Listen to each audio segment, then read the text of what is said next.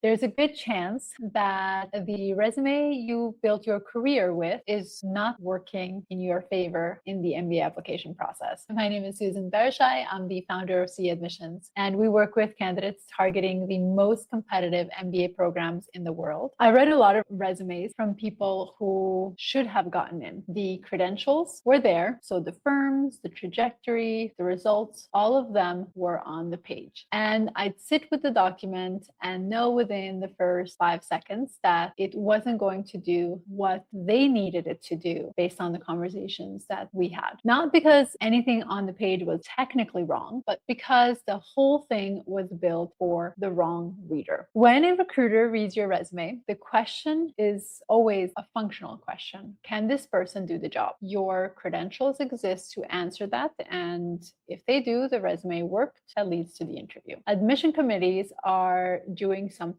structurally different. They're assembling a class. They're reading to decide whether you'll add something to the room, intellectually, relationally, in the kind of leadership that shows up in case discussion and study group, and the relationship people carry outside of the program well beyond their 2 years in business school and throughout their career. The evaluation doesn't live in the title that you hold or your deal metrics that you share in your resume. It lives in the evidence of how you think, how you lead, and who you are outside of work. I can usually tell very quickly which of the 3 categories I'm looking at. And these are 3 sort of categories of resume. The first is what I call the credential carrier. This resume has all the right elements. The firms are recognizable, the titles track well, there are numbers on the page, which obviously we want to know, right? I finished reading it and I know exactly what this person has done. What I don't have is any sense of who did it. Every bullet documents an outcome. This is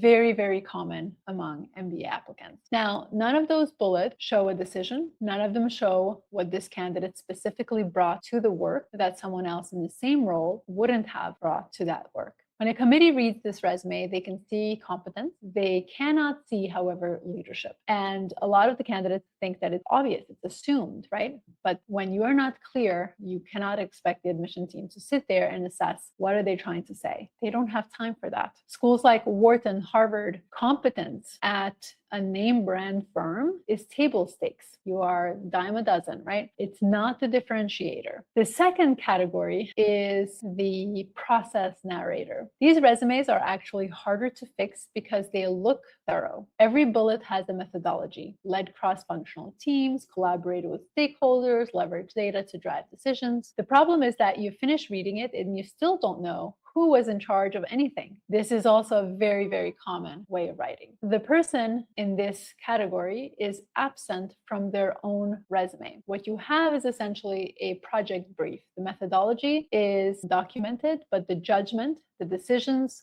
the moments where something could have gone either way, good or bad, none of that is on the page. Obviously, I see this also very consistently with candidates in the consulting and product management spaces. They spent years learning to describe work in precise, objective language, and that language is the wrong context for the MBA application. The third, this is the story builder, is very, very rare that I see it come through in the initial phases. What makes this category different isn't that it's better written, it's that every entry makes something visible that the other 2 obscure. And that something is that the candidate's actual judgment is on the page. You read a bullet and understand not just what happened, but what this person had to navigate, what they decided, what changed because of them specifically. A committee can build a mental model of this person from that page alone. They're not excavating, for lack of a better word, for evidence. It is right there on the page. That's a document that gets advocated for in a room of committee members making decisions, who's in and who's out. Most of you watching this are somewhere in the first 2 categories. And that's absolutely not a character flaw. It's a framing problem that a lot of you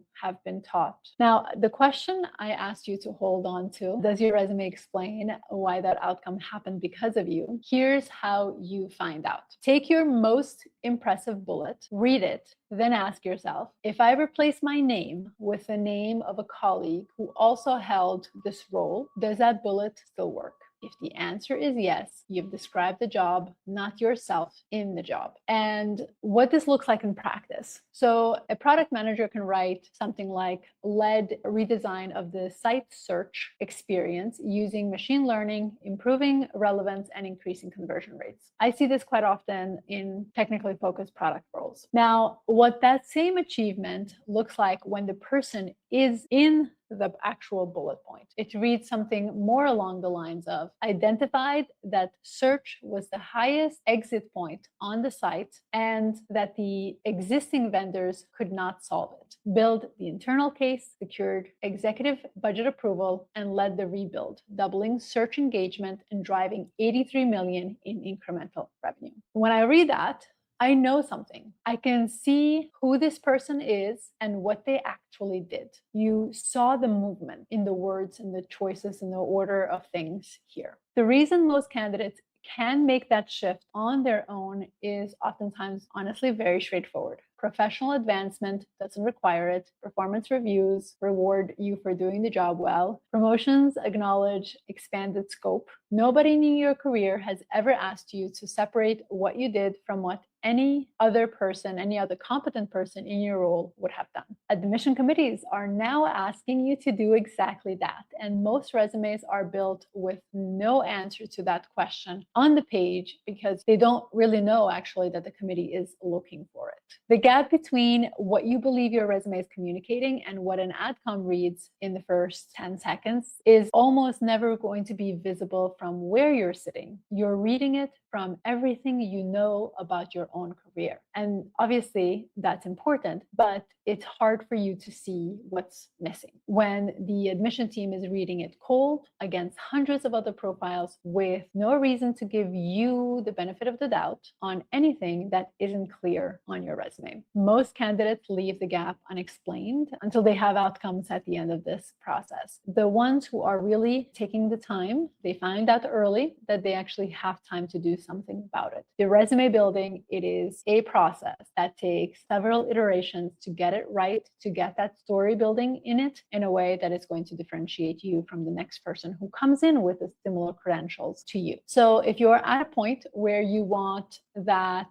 honest read, where you want to understand specifically what your candidacy looks like from the outside, from someone who doesn't know you, that is a conversation through a consultation, and we can talk a little bit more about what is it that you're looking to do and how we can support you in this process. So the link for that is going to be in the description of the video. If you have questions, please write them in the comments and we'll do our best to answer your questions. Thanks for being here, and I will see you next week. Hi, I'm Susan Berishaj, founder of C Admissions. If you'd like to go deeper into MBA strategy, watch the next video here. And if you want more insights on building a standout application, click here to subscribe.